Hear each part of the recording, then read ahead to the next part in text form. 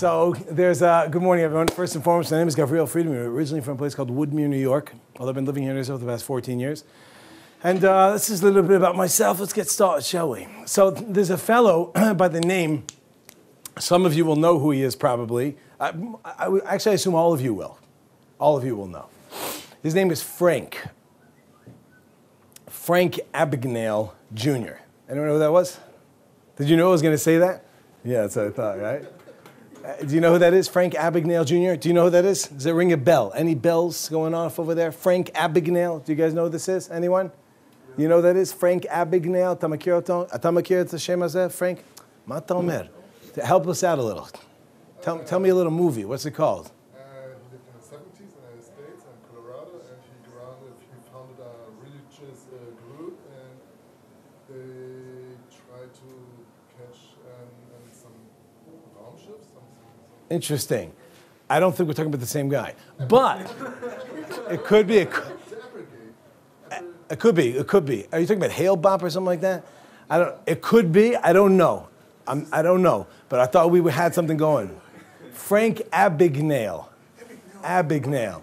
Yeah. David, you know what that is? Frank Abagnale. Okay. Frank Abagnale. They made a movie about him. I know you guys don't know what movies are, right? But they made a book about him. Yeah. It just was in motion picture form, and it was called Catch Me If You Can. Does that sound familiar? Yeah, Leonardo DiCaprio. I know, I remind you of him. But the idea is what?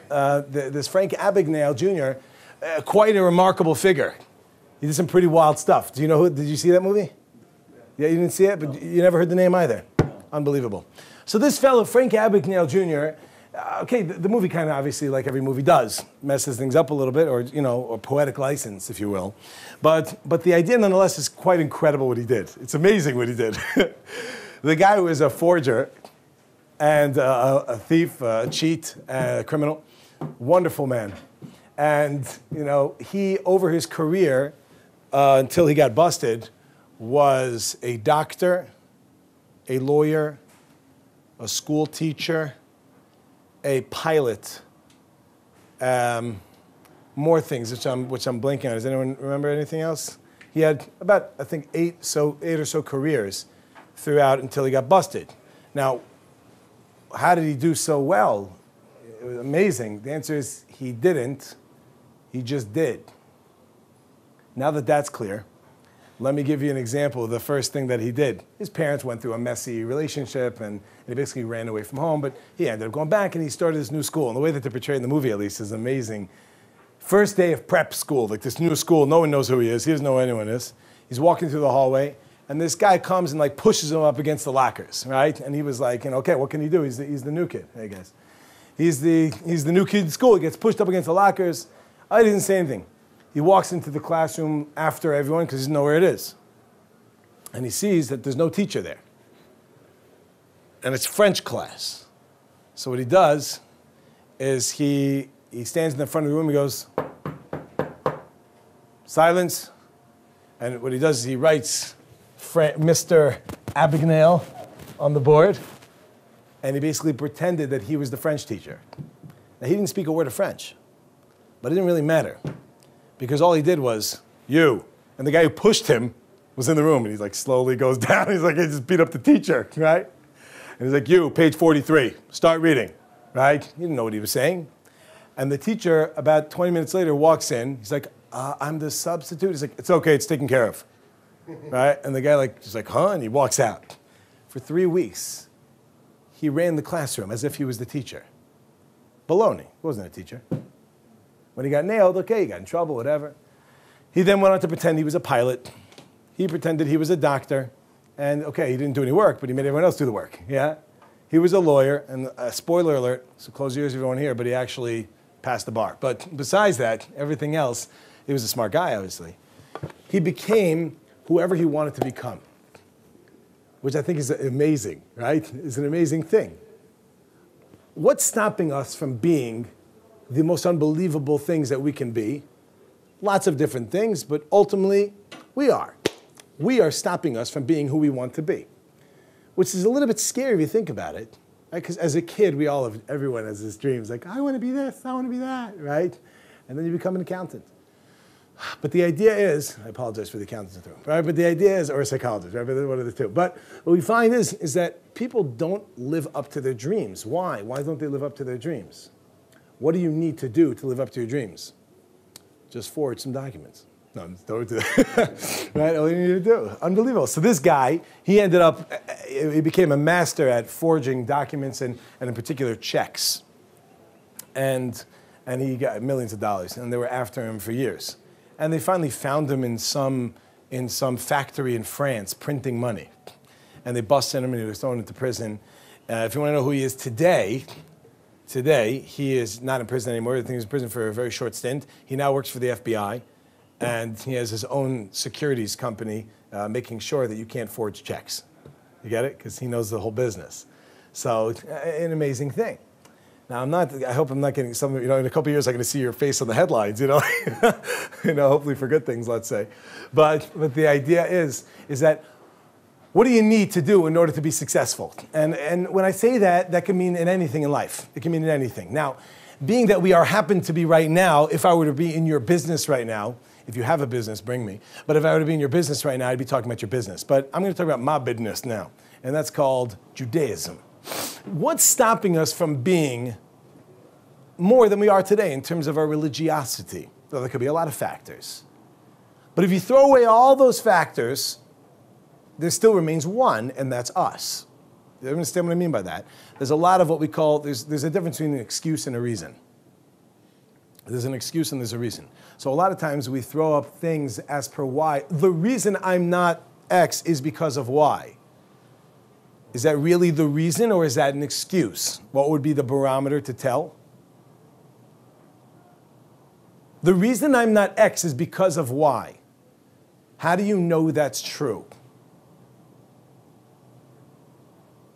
That's one answer. Okay, I want to share with you another one. You guys did great there, all right? That was very good. I'm very proud of all of you.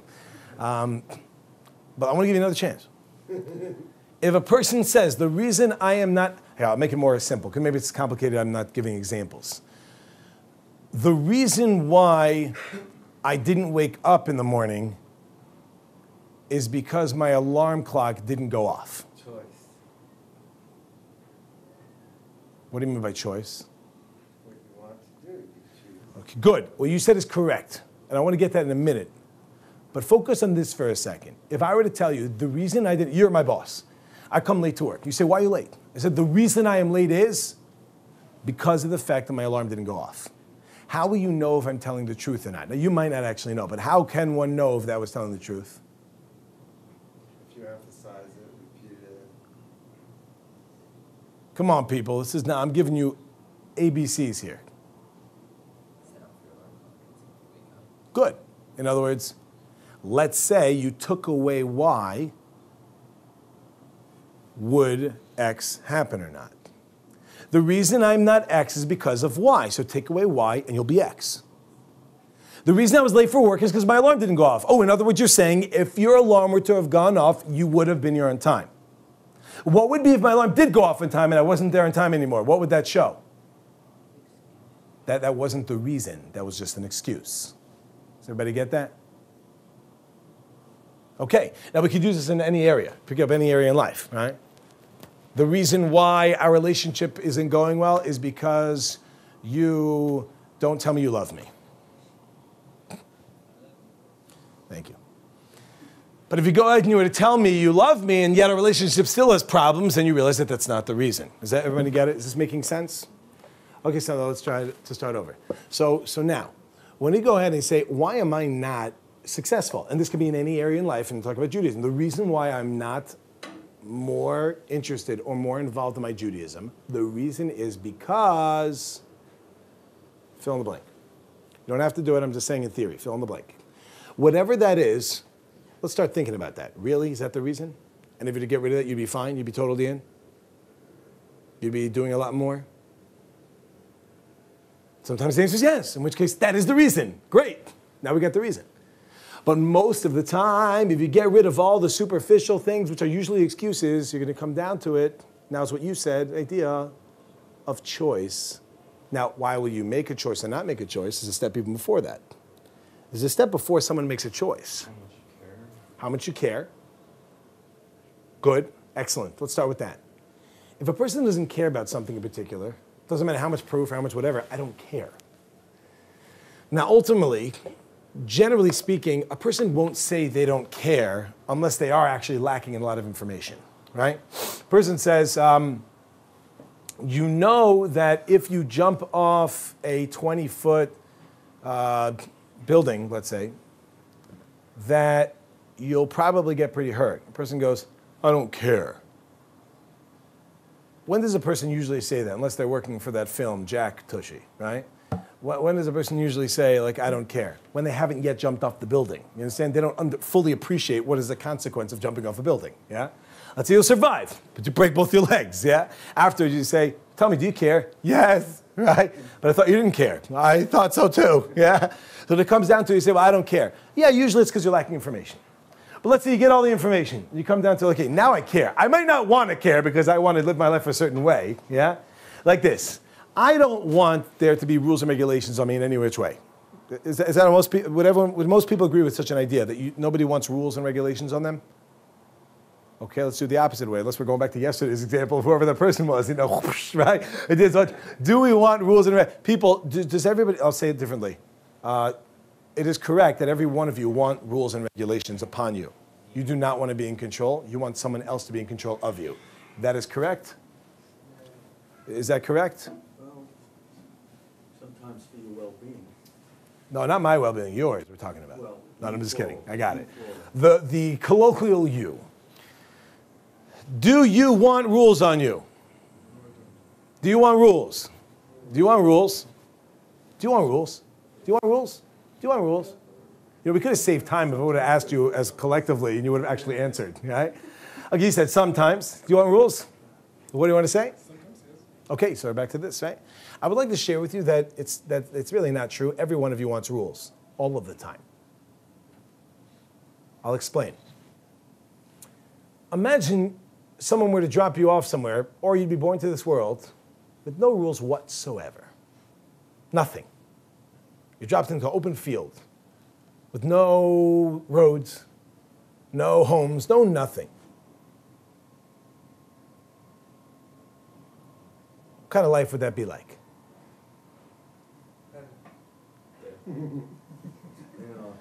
Tell me something. Have you ever been bored? Bored, yes. Have you ever been bored? When are you bored? Nothing to do. When do you have nothing to do? A lot of the time, yeah? You notice that you weren't bored when you were in school. You didn't like it, but you weren't bored. What? Well, it depends which class, yeah? But the idea is, for the most part, you had what to do with your time. So what basically goes like this. You may not have liked those rules, and you didn't like what you had to be doing, but you certainly wanted some sort of, and we all want some sort of something. Give me a direction. What we want is rules, and then we want the option to break them. Does that make sense? In other words, you don't want to be dropped in an open field with nothing. You want to be dropped in a field with two roads. And then you want to take neither of them, but you want to at least have that there's two roads there. So there's always something to come back to, that if I'm bored, hey, there's a road. You get it? If you have nothing to do, that's I use other language, but that stinks, right? You get it? I would have said that's bad, but I don't want to use that. That stinks. If you have no direction in your life, and that's when people break down. I don't even know what to do. What should I do? Right? So you go, and this is what happens very common. A person goes ahead and they finish university, and they're between university and a job. So from the time you're very young, you're usually put in school. So what happens from school? You go to kindergarten, to elementary school, to high school, to college, to finish, to now what? Whatever you want. Party! Right? So you party for a little bit. You run out of money. Now what? Now I got to get a job. Okay, so you get the job. Now the job is in 1 month. You ran out of money. There's a month to the job. What do you do? So you have some direction, like you start preparing for the job. And that's what you'll probably do, because I have something to be doing. You get it? We all want rules. We all want regulations, but we want the ability to break them when we would like.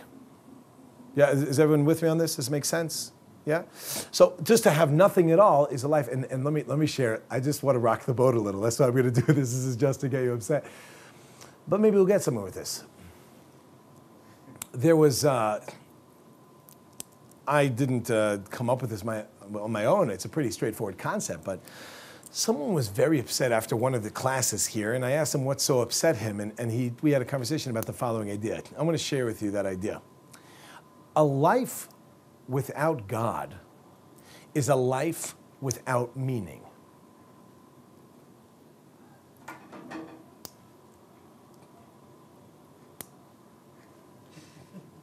Soak it in. Soak it in. Fiercely disagree. Think about it. Realize it's correct. Let's move on. Okay, now that that's good, now, what troubled this fellow was, what do you mean? If I don't believe that there's a God, that I don't have meaning? Now, I want to be very clear, because what I could do is I could be unclear and then we could fight a lot, or I could just be very clear and then it'll go a lot easier. So there's this pain. There's two types of pain. I'm just kidding, right? Like this, yeah? I can be very clear. Let me be clear. It goes like this. When I say a life without God is a life without meaning, I mean actual, I'm going to use a word here I don't want to use because it's going to draw us into something, but I'm going to use it. I'm going to do it. Ugh. A life without God is a life without absolute meaning. Now, what I wanted to say is just the word meaning, but I mean actual meaning, not just when we talk. You know, sometimes we say words, but we don't mean them. I bought a cake. It was perfect. Then they put a cherry on top. Now it was perfect. Then they put some other things. Now it's perfect. My friend, if it's perfect, it can't get better than that. Perfection is the highest. There's no perfecter. You get it? So that's called relative perfection. And that's when we go and we say a word, we don't really mean the word. You bring me an ice cream, oh, thank you, I love you.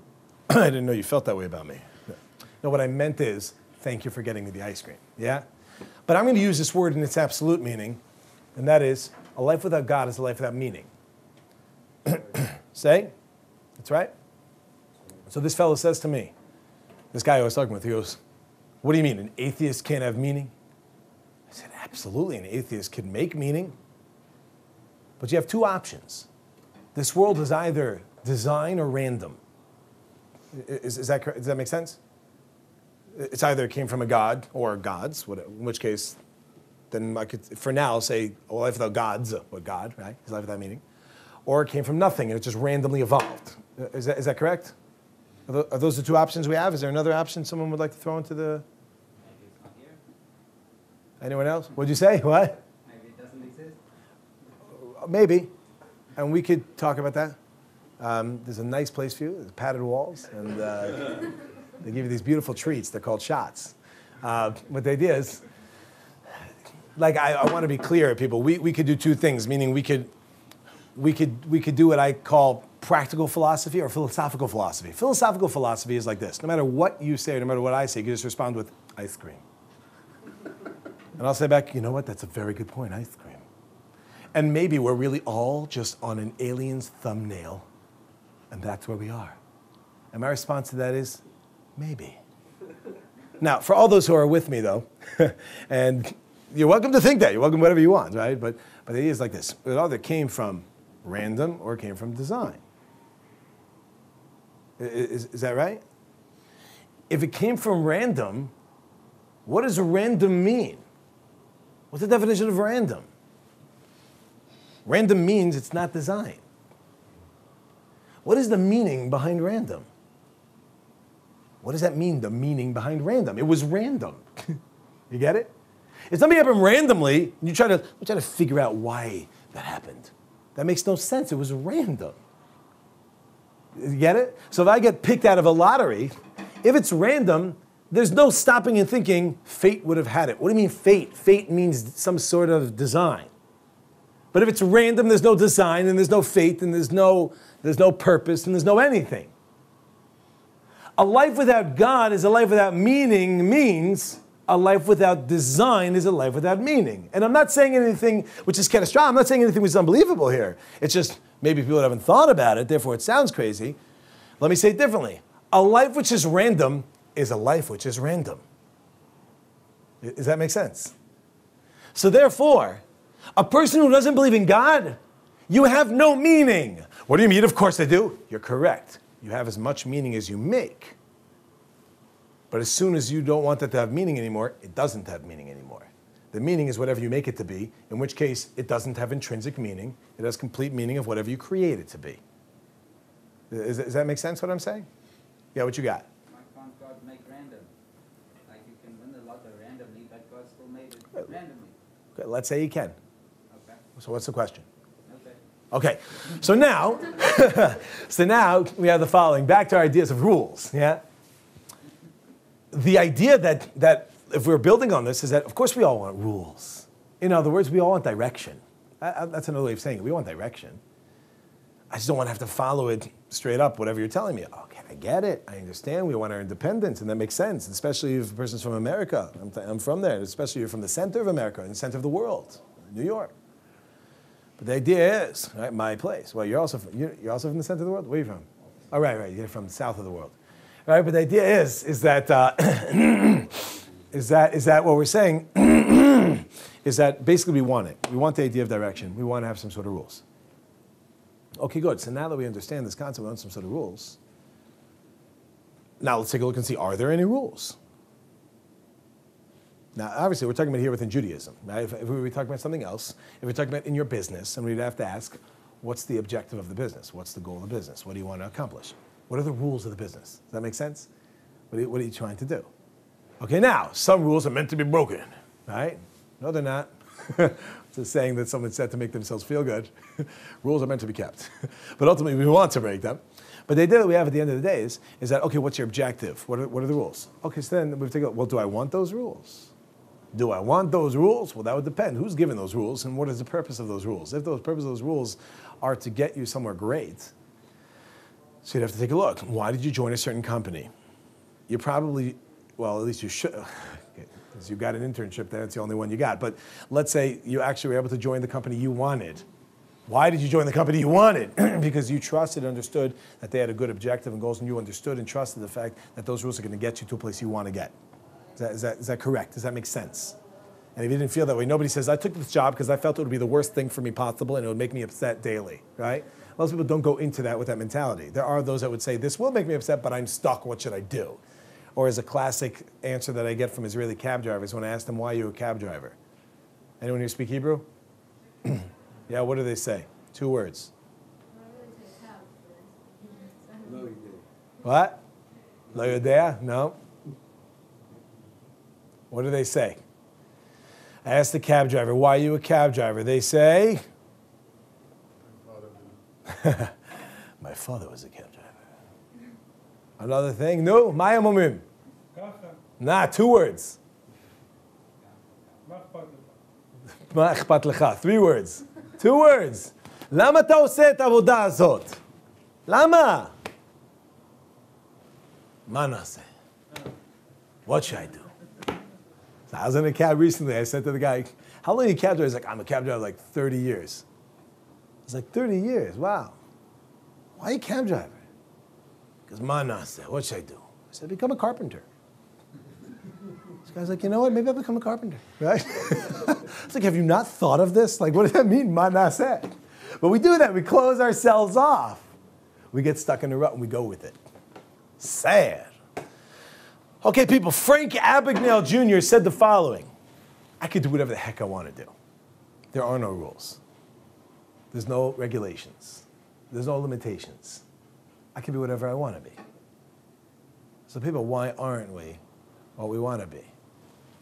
So we make a lot of excuses, but ultimately it comes down to because we don't want to be it.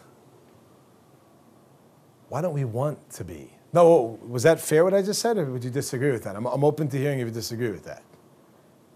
Do y'all agree with that? Everyone agrees with the fact that you are not as great as you can be. And if you are, by the way, I want to retract for a moment, because there was somebody who got upset at me once because they said, you don't even know who I am. Like, and you're telling me that I didn't grow to certain things. How dare you say that? I said, I don't know. He's like, well, you're right. No, I was kidding. But another guy came to me and he said he was all upset. And he told me that he was a heroin addict. And the guy had gotten over it, and he was clean for about 6 years at the time. And he's telling me, like, how dare you come and say I'm not that? So I want to retract a little. If you have gotten to who you are, fantastic. Just use this as chizik, as some strengthening to keep it going. If you haven't got there, why haven't you got there? The reason is because you don't want to get there. I'm assuming you all agree with me until you speak up. Wow. That's sad, no? Yeah? We want to get there, but we don't know how to. Or some other thing Or is... some other statement that we'll put on the Snapple cap. Second? Nothing. What are you talking about? Come on, baby. What am I going to respond to that? What am I going to say back? We want it, we just don't know how. What's the response to that? Learn how. What? Learn how. Okay, that's true, but the response I wanted, the full sentence was, if you want it, Figure it out again. you'll figure it out. Go for it. Connect for it. Might take time. It all comes down to MacGyver. I don't know if anybody knows what that is. Some of you guys remember that television show, MacGyver? Remember that? MacGyver? The guy with... I just know what it is. Oh, it's a term, is it? Yes, I know from the show. So MacGyver was a guy who always ended up... Do you remember the show? He always ended up in these precarious situations they had to get out of. And he would always end up flying out of a country with a paperclip or something. You know, like that's how he would like, oh, how am I going to get out? Paperclip, watch. And he'd fly out. You know, but he'd make some crazy contraption. If you want it, you'll get out, right? You'll figure it out. So people, do we realize, number one, how sad it is that you don't want to be different? Let me ask it differently. Let me ask it sad. People, do you want to be better than you are today? Only 3 of you? Yeah, 4, 5. Look at that. Okay. You want to be better than you are today? Now, again, we can do this 2 ways. You don't have to answer. It's okay. I understand that people have issues with self-esteem. But we have 2 ways. I can ask it globally, or I can actually ask each one again. But you want to be different than who you are today? You want to be better? No, you don't. Do you really? No, you don't. What do you think? Does she want to be better than she is today? You don't. That's nice. That's very nice how you do that. I don't know. That's politically correct. You don't want to be better. It's not nice of me. It's not nice. Maybe you do. I don't think you do. What do you think the answer is? Better for what? For whom? Anything. Doesn't matter. Anything in life. You want to be a better friend. You want to be a better spouse. You want to be a better parent. You want to be a better child. You want to be a better teacher, a better employer, a better employee, a better individual, a better good Samaritan, right? You want to be better. You want to be closer in your relationship with God. You want to be better in the way that you eat. You want to be better in the way that you sleep. You want to be better in the way you do your work, right? Some examples. Do we want to be better? Sure, we all want to be better, right? How do I know that you don't want to be better? Now, it could be I'm wrong. I'm just obviously being antagonistic. I'm from New York. It's not my fault. I blame my parents. All right, so I go like this. How do I know you don't want to be better? Because if you wanted to be better, finish the sentence. You would be better. Here's a scary thought. I want to share with you a scary thought. For me, it was a little bit depressing. For others, it might not be, because it depends on what you're doing with your life. You are exactly what you want to be. I'm talking about right now. Whatever you are right now is what you want to be. You are living your dream. You say, what are you talking about? No, I'm not. I have a dream of... You are whatever you want to be. The way you're living your life right now is exactly how you want to be living. And if you wanted to be living differently, you would start living differently. Did anyone understand what I just said? Does anybody see the depressive? Now, I'll talk about me. I don't want to throw it at anyone else. You have to say it. For me, that's very depressing. Because I say, at least I think, I want to be better. I know I want to. I'll give you an example about me. Now, everyone has to pick their own thing, right? I know. I'll say something which I think will be able to relate to you guys first, and then maybe something which doesn't. I don't know your backgrounds enough. I want to be a better parent. I want to be a better spouse. I want to be better in learning, in terms of studying Torah. I would like to study more Torah. I would like to review more. Right now, these are all nice, what we call wish lists. This is your Santa list. If you're a good boy, then we're going to give you, this is your Santa wish list. However, I don't have any of those things. I'm doing some of them, right? but I am doing exactly what I want. Now let me give you an example of what I'm talking about. One moment. I want to, let's say, be better at studying Torah. I would like to study more Torah. But I also want to play with my kids. But I also want to spend time with my wife. And I also want to sleep. Which one do you think wins? You see the bags under my eyes, my friend? I wish. Yeah? Answer sleep. Yeah? In other words, which one wins? You want this and you want that. We want a lot of things in life. The one that you want the most is the one that's going to win. What's the barometer of which one you want the most? The way you live. Do you hear that? Now here's going to be the distinction between do you want it?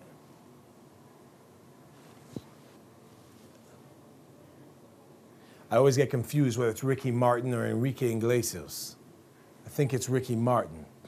See the one who sings, "Here we go, ole, ole, ole," right? So what's his main thing? Do you really want it? And that's what we ask. You want it? Or do you really want it? Here we go. If you just want it, it's nice. It's like, oh yeah, I want $1 million. You know, I want my foot on fire while eating ice cream. Whatever it is. You know what I'm saying? Like, I want whatever it is that I want, you know? And whoever wants to be like, what is going on here, right? Little shout out, my man D, right? DNS, right? But the idea is, understand, do you want it? Do you really want it? What will be the barometer? How you're living your life. So people, start thinking for a second. Do you want to be better? Or do you really want to be better? Now, let's hear what you have to say. That only applies if you want to be better, because then there's not like consequences that are going to stop you, like jail or something. But if you want to be worse, can you also be worse? Sure. What's going to go when you do that? There's now consequences that are going to stop you from being worse. Depends how badly you want it. There are people that do pretty bad things, and there's pretty bad consequences out there, but they still do it, don't they? They got lucky. They won the lotto. Okay. Fine, so they got lucky, whatever it is, but the bottom line is they really wanted it. So anybody who really wants to do worse, they can do that? Sure. Would you like to talk about something? I mean, they get stuck. Anybody who wants to do worse can do worse. Anybody who wants to do better can do better. If you get religious on you, a person wants to go in the direction a person wants to go, God leads you. You want to be bad to the bone, bad. You can be bad. You want to be good? You can be good. Want to wear a halo, wear a halo. How do we know the difference between what we want bad, but is it actually bad or is it good? I got a question. There's an ATM in the center of town and it says you can only withdraw 100 shekels or 50 shekels, but I put 40. Every day now. So now If a tree falls in a forest where no one's there, does a baby die? yes. So let's move on. So the idea is that we have is going like this. Do we really want it? Everybody get it? Okay, so let's say you've decided, no, I really want it. So what's stopping us from getting there? You've decided, no, I do, I really want it. You've got rid of excuses. What's one of the biggest things which stops us from being able to succeed? And this is, I think, the number one. Step number one, which is needed. So you have to want it, right? You have to at least want it. But even if you want it, if you don't have this, you have nothing. Nothing. Nothing. What is it? Very good. Do you believe in life after love, after love, after love, after love? That's the idea of belief. If you don't actually think that you're able to do it, so it's wonderful that you really want it, you won't be able to do it because you don't think that you can do it. Everybody hear that? Kids are the kings at this. Kids think they can do anything. And you know what? Eventually they get whatever they want. Because the parent gives in. Because when the kid says brownie 4 million times, right? Parent goes crazy and either ends up on CNN because of something horrible or gives in the brownie. Yeah? That kid gets it. How's the kid going to get the brownie? It's on top of the shelf. It's just because he wants it. He really wants it. And he knows he can get it. He has no doubt he can get it. Everybody hear that? Do you believe that you can get where you want to get? If you don't believe it, you're right. You'll never get there. If you do believe it, you might also not get there. But you're a lot closer to getting there. Does this all make sense? All y'all down there, we're saying some pretty logical, straightforward ideas. You could apply this to anything you want. I'm talking about religion now. Taking all y'all down in religion. right? I'll tell you would. That's religion. I want to tell you a story, which has nothing to do with anything. It's just a story I'd like to share with you. I was in Dallas, Texas over the weekend. I was in Dallas, Texas, and I met somebody who told me the following story. He said there was a fellow visiting, and he wasn't from Texas. He's from, I think, Baltimore, actually. And he was marrying a girl from Texas. And the weekend before his wedding, we call that the Ufraf. Aish HaTorah, Shabbat Chatan. He's getting married that weekend, and he's in Dallas, Texas, and he lands in Dallas his very first time there, and he turns to the guy next to him, who's like a straight-out cowboy.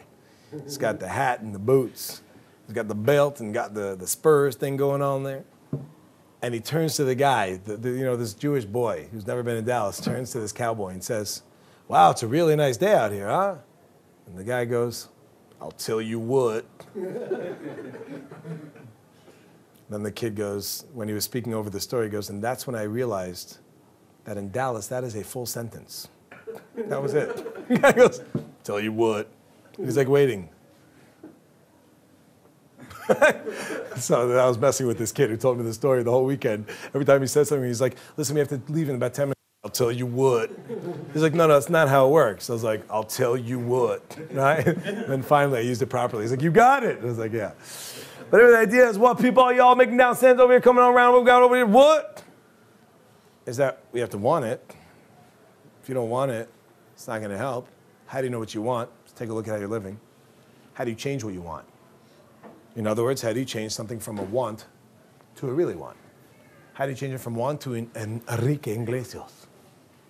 How does one change it from a want to an Enrique? So the idea is, that's called, and it's going to come full circle to what you mentioned, that's called knowledge. For those who know how to read, that's called knowledge. In other words, got to straight up learn about what it is. What's the cost benefit? What's the cost benefit in this idea? Well, they really want this. Person says, "I want to be rich." So I'll tell you a story, and this time it's actually relevant to the class. I can't remember the name of the fellow who I saw this from. Awesome. I think it was Deion Sanders. Was he number 21? Anyone know? Number 21? It was either Deion Sanders or Emmett Smith. I think it was Deion Sanders who said, "All men are created equal." This is after they won the Super Bowl. He says, "All men are created equal. Just some work harder in the off season." Snickers, something like that. Yeah. But the story I want to share with you is an amazing story. And it's just going to bring out this concept of do you want it? There was this rich guy, very wealthy guy, and he was giving a seminar about money. And someone at the end of the seminar came up to this guy and said, "I want to be rich." And the guy says back, "You want to be rich?" He goes, "Yeah, I want to be rich." He's like, "Okay. Meet me tomorrow, 4 a.m. on the beach." He says, "Okay." This guy gets there extra early. He's there at 3:30, gets dressed up, nice suit, tie, he's got everything. He's waiting. He gets to the beach. He gets at 3:30. The money guru is waiting there for him. And he comes up to him, nervous, and he says, "So you want to be rich?" He's like, "Yeah." "Go in the ocean." He's like, "What?" He's like, "Go in the ocean." He's like, "Do you want to be rich?" "Yeah, go in the ocean." Okay. Starts walking into the ocean. It's up to his knees. Turns around, he's like, "Now what?" He's like, "Keep going." He's like, "What?" He's like, "Keep going." He's like, "Okay." He turns around, walks a little more, gets up to his waist. He's like, "Now what?" He's like, "Did I tell you to stop? Do you want to be rich?" He goes, "Yeah." He goes, "Keep going." And he keeps going. He gets up to his shoulders. And he's like, "What now?" He's like, "Keep going." He goes a little more, gets up to his chin. All of a sudden, the sea splits. I'm sorry, it's a wrong story. That's why I get confused. So he gets up to his chin. He's like, I didn't say I want to let her swim. I said I want to let her be rich. Look, I should have wore a suit, you know? Like, it's not my problem, fool. He's like, do you want to be rich? And he's like, yeah. He gets right up in his face. He comes in the water with him. He's like, you want to be rich? He goes, yeah, I want to be rich. He's like, then keep going. He's like, okay. He goes a little more, goes up to his mouth, up to his nose. And right when he goes over his nose, the guru guy grabs him, puts him in a headlock, and puts him underwater. And the guy starts going nuts. And like, sorry for my language, but yeah. And he's going like, you know, going crazy, trying to hit him. But he's holding him. He's got a good hold on him, and he's under the water. When he feels the guy start to go limp, he lets go. The guy feels like a release. He jumps up and he sucks in the most delicious. It was a seagull coming by. Gets stuck. No, I'm just kidding. But he sucks in this air, like this delicious air, and he's like, ah. He goes, ah. He's like, dude, what's wrong with you? Right? And he's like, tell me something. When you were underwater, what did you want? He's like, what? So when you were underwater, what did you want? What's the answer? He said, I wanted to breathe. He said, when you want to be rich, as much as you want to breathe, then you'll be rich. Everybody get that? How badly do you want it? How much do you put into it? Do you believe you can even get there? And then do you make excuses or are there actual reasons? If a person starts slowly breaking down, number one, what is it that I want altogether? And this, by the way, is one of the things as per why, I mean, maybe we'll discuss this more another day, the whole storyline of Rabbi Akiva. If anyone knows the whole story of Rabbi Akiva, what exactly happened to Rabbi Akiva, who started off as one of the, you know, as I wouldn't say this, but the Talmud, as an ignoramus, not knowing anything, and he became one of the greatest scholars that ever lived. And why we aren't like Rabbi Akiva, so I'm telling you backwards, it's because of the fact that we're lacking all these steps. So let's go, number one. Number one, now put it in some sort of order, is that you got to believe that you could actually do something. Well, I guess before you have to have a will. You have to want. You have to want something. Let's not even get to really want it. You have to at least have it in the framework of reference that you want something. You have to believe that you can actually do that thing. You have to, Enrique Iglesias, they have to really want it. And then you have to start going for it like you want to breathe. Okay, all of this starts with the concept of knowledge. You've got to figure out what's worth it and what it is you want to be involved with. When you figure that, then start putting things to practice. Before you know it, the next time somebody says, hey, you want to be better? The answer is, no. I've reached it already. Any questions, comments, stories, jokes, attacks? Please keep them verbal, non-physical. It has been a pleasure. See you when I see you. If I don't, then I won't. Take care and have a wonderful day.